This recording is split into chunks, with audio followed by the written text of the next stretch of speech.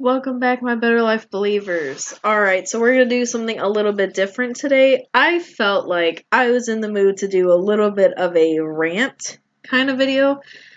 I don't mean I'm going to sit here and ramble, maybe a little bit, but I thought I'm going to start going into the second half of what this channel is going to be about.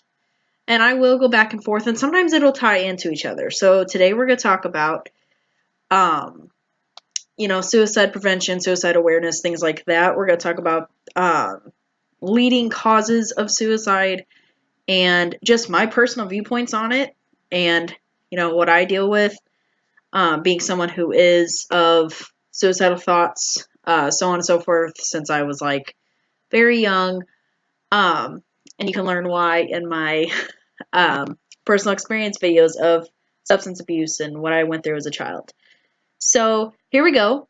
We're gonna start with this is some of the leading causes. I'm just gonna give you some like facts first before I give you my own personal opinion. Well, substance abuse is one of them causes of suicide. You're not able to quit. You don't know what to do, so that's your last turn. You've got incarceration, like being in jail. You're in there for such a long time, and if you've got a life sentence or you've got so many years and you just can't handle it, it's understandable that you do feel at your lowest level. So then there's also family history of suicide. Now this one's a little weird to me because I don't like, so and so of my family, committed suicide, so I feel suicidal. Well, it's understandable if it's upsetting to the point of that, and I completely understand that. I don't see it as a very big, point to make as an actual reason to be one of the leading causes of suicidal deaths. On past that, there's poor job security, like low level, like if you're at a low level job and you feel like you could lose your job at any second, you feel like your job's not going to keep you going afloat as much as you want. You're not going to get enough money. You're just not happy with your job because your career is pretty much one of the biggest focal points of your life. You have to have a job, pay your bills to live your life. So it is a really big part. And actually a lot of people, and I know in other countries, they have a very high suicide rate because of their career standards. So moving on past that one, there's also history of being abused or witnessing countless abuse. Now, with this one, that can mean anything. You being in a domestic abuse relationship yourself, or you just growing up in a household where there was a domestic abuse like constantly, or even at your workplace, at your family's house, no matter where it is, if you see it and it affects you in a certain way, and it depends on how it clicks with you or not. Like I've explained in my previous videos of my personal experience, I witnessed domestic abuse majority of my childhood. So 100% understandable, but we're going to keep going with the list because it is kind of a long list of, the leading causes of suicidal deaths. So also being diagnosed with serious illness, cancer, HIV, so on and so forth. It's like you get that kind of news and you just sit there and you really think about it. You're like, I could probably die next week. Why don't I just do it now? It's really hard to hear. I understand that. But it's like when you're in the situation as that person is, you have to think. They're thinking about their entire life being cut short or being cut in half, or it's just a really big spectrum of thoughts and feelings that they have as soon as they're being told that they have an illness that has to be cured or they will die. It's like a catch-22. They don't know what to do, and it's understandable. Now there's also being socially isolated or a victim of bullying. Now this happens with more younger generations. Yes, but I'm going to continue with this because this actually can continue into your adult years. Bullying is not just a thing of kids or high schoolers, or it can happen in college, it can happen in your career as an adult. You could be 50 years old and still being bullied. It's not something that just goes away like, oh, I was bullied in high school, but I won't be bullied anymore. Well, here's some newsflash. It still happens. Bullying is still a thing. Like, no matter what age you are.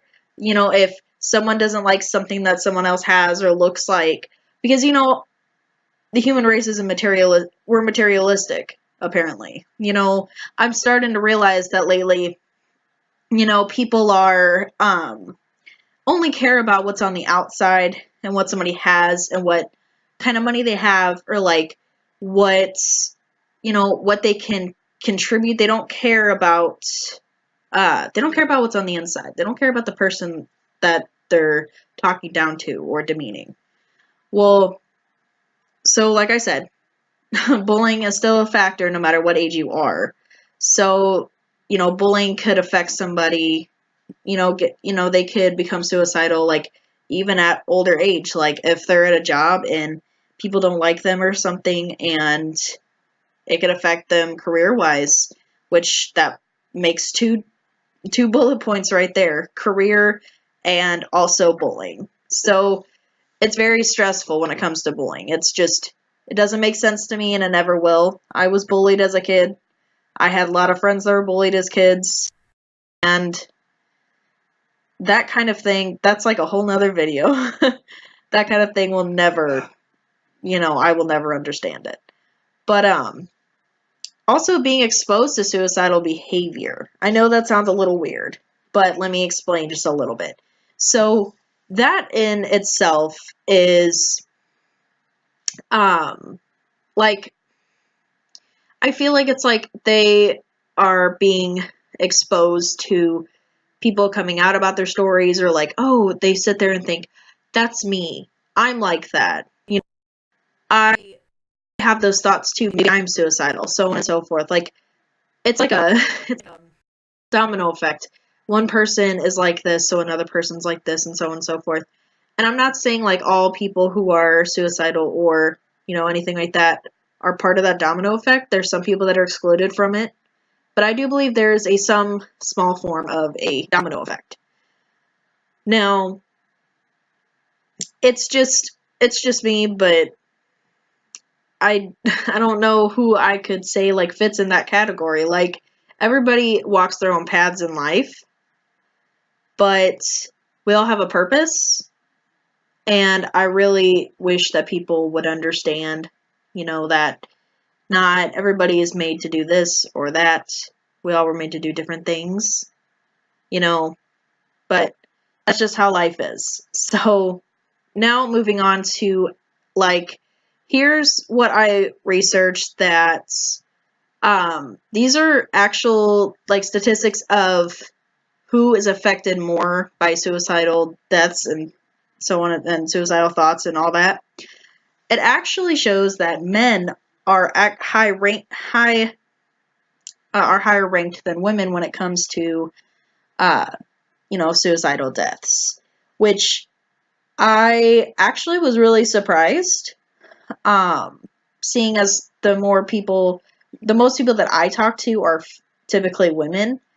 But then again, it also makes sense because there is a high expectation for certain men. You have to be masculine. You have to be, and here's where my rant comes in. You have to be masculine. You can't cry. You have to be tough. You gotta, like, and it's hard. I think that, we're starting to really break down that stereotype a little bit. Let men cry. Let them have emotion. Like, I don't like being told, oh, you're like this because you're an emotional person. Oh, you're like this because you're a woman.